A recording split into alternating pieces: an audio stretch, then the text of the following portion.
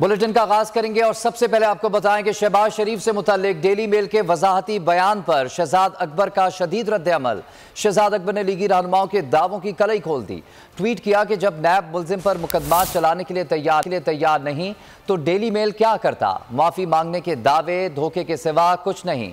नैब ने शहबाज शरीफ को NRO 2 दे दिया।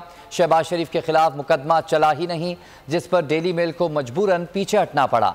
शहबाज शरीफ ने मुकदमे पर अखबार से सेटलमेंट कर ली है।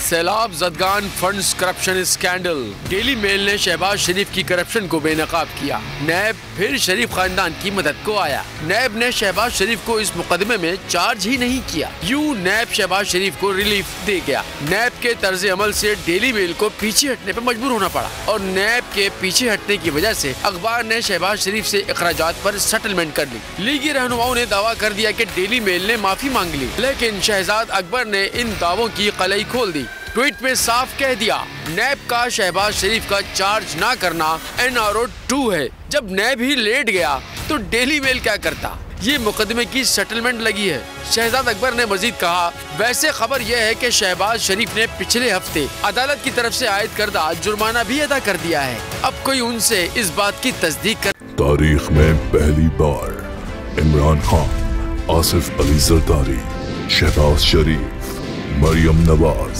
मौलाना फजल रहमान और बिलावल भुट्टो सब एक साथ चल आ रहे हैं सिर्फ बोल पर।